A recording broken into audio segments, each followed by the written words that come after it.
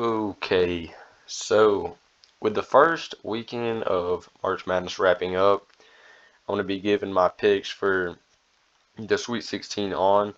I did like somewhat okay. I'm surprised this bracket did so good.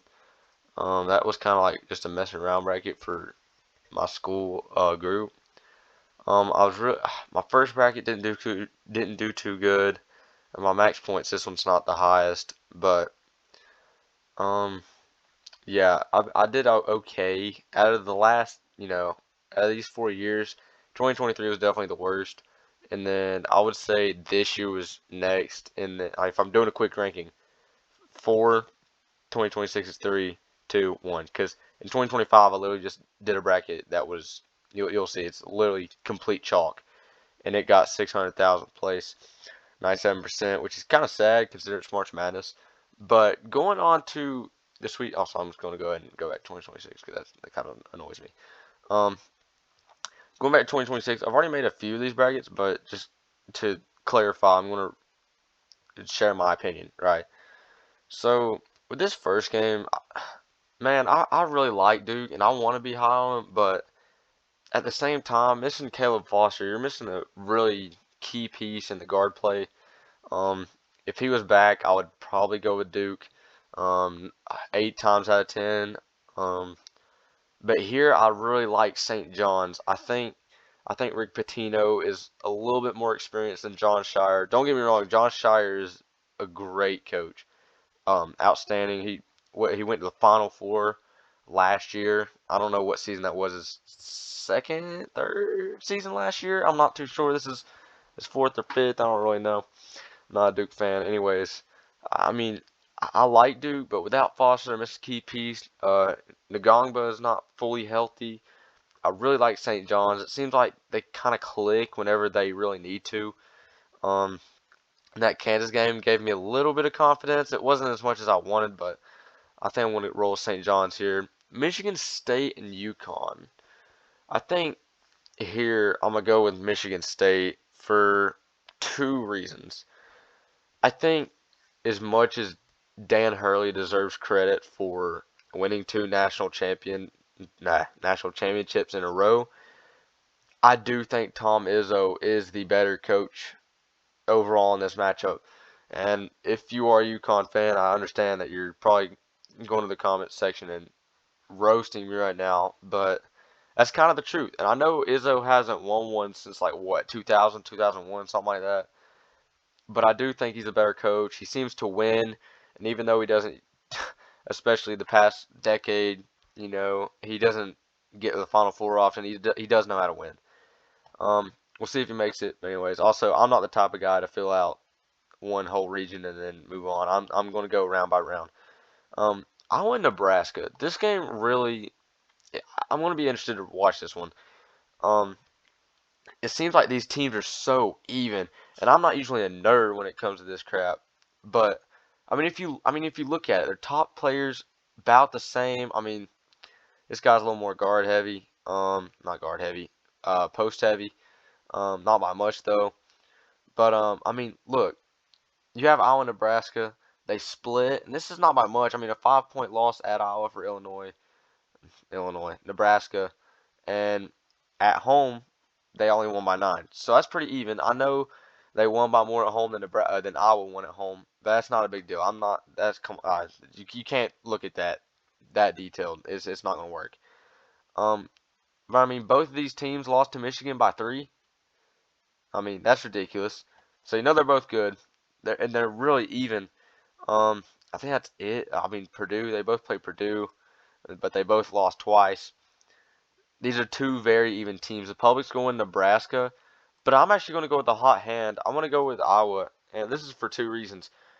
Nebraska has a certain style of play where they can beat a team like Vandy if Vandy isn't on, which they were, and I give credit to Nebraska for a well-coached game and a well-played game that they had. But Iowa can play at so many different tempos. We saw that they can slow the game down. They did a little bit against Clemson. Um, and here they are against Florida. They were able to speed things up, and they were still able to handle the pressure of it. I like Iowa. I think they're very dynamic in what they can do. I mean, coming off a win against the reigning national champions, that's not something to scoff at or anything. I do think Nebraska is the favorite in this game. If I was being smart, I'd pick Nebraska, but I really trust Iowa here to just flex themselves to win this game on this one.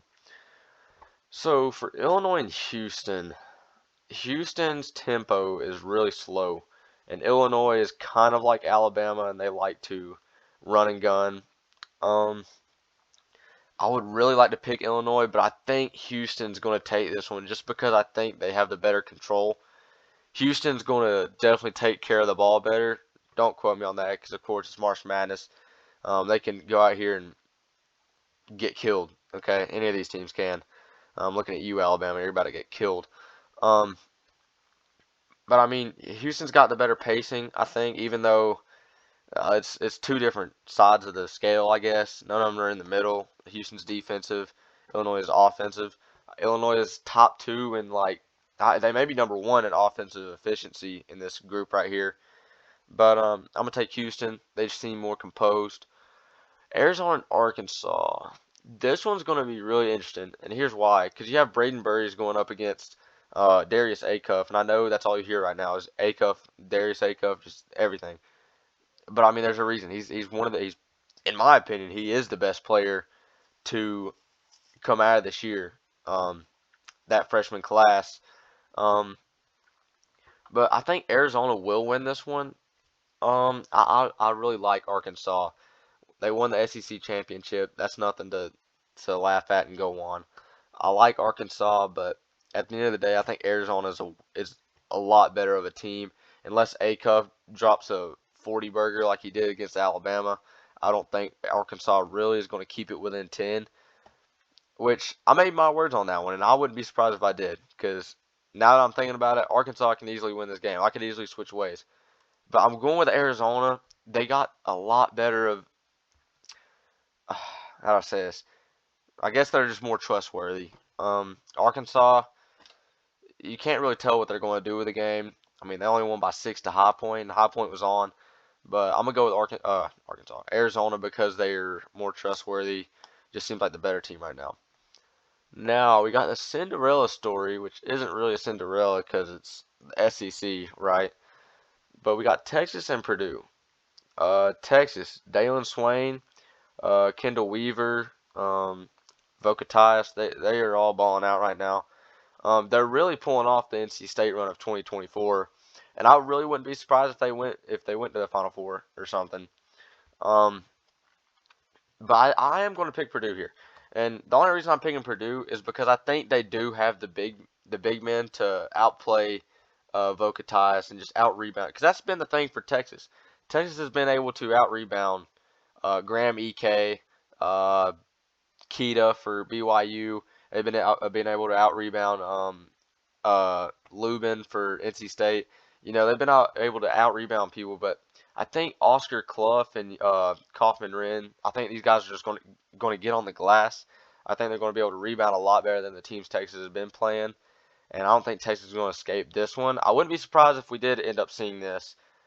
This is a little more outstretched, okay, but I wouldn't be surprised if we ended up seeing that. So I'm gonna take Purdue. No questions asked. Now for Michigan and Alabama. This man, I would really love to see my team win, but I mean, the chances of Alabama shooting as good as they did against Texas Tech versus Michigan, who has one of the best three-point defenses in the nation. Keep that in mind. I just don't think it's going to happen. I think Michigan's got too much length. They got too much size for Alabama to handle. Aiden Sherrill and Taylor Bowen, even though they're balling out too, they can only do so much. Now, say there is a case where Alabama does shoot the ball as well as they did against Texas Tech. Don't count them out right here. As a fan, I'd like to see them do this. I don't think it's going to happen, but I'm still not going to count them out because I know this Alabama team better than most people. I'd say better than the top 99% of analysts. Okay, Alabama's game obviously is just a run and gun. But what I saw against Texas Tech is that not only did their offense put pressure on Texas Tech to score, but their prominence on the defensive end was as if like It was kind of like the Grand Canyon game the year that they went to the Final Four.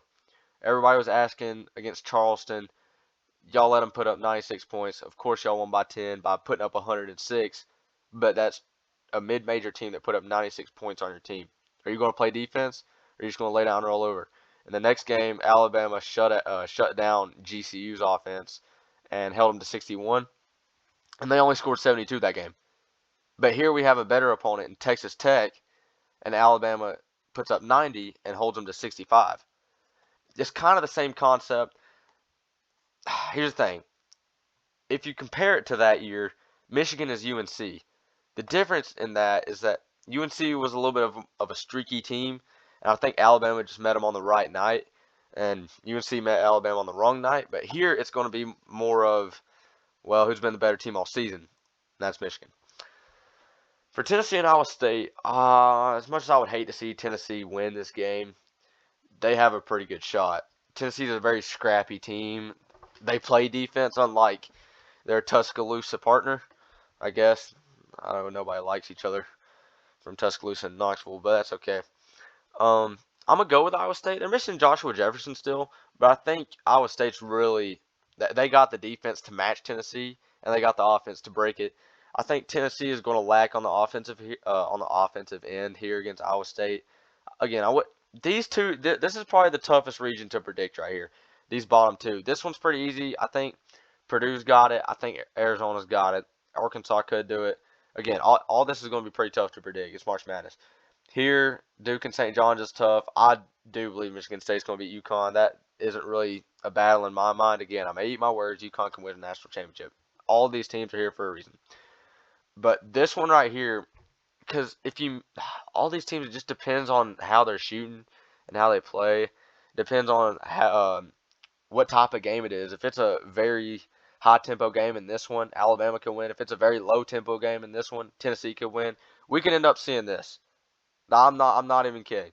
And I would hate that because that would put so much stress on me for my team to win because there's so many Tennessee fans around me. But I mean, as of right now, I'm going to put that. Okay. So for St. John's and Michigan State, this is two very experienced coaches, Rick Pitino, Tom Izzo. Here's the thing: Tom Izzo has not went to a Final Four in Lord knows how long. I don't really remember. I know he got close whenever Duke went to the Final Four a couple years ago, not last year. The year it was Duke, Carolina, Nova, and Kansas. He got close. He got close a few years earlier when Zion was in the league.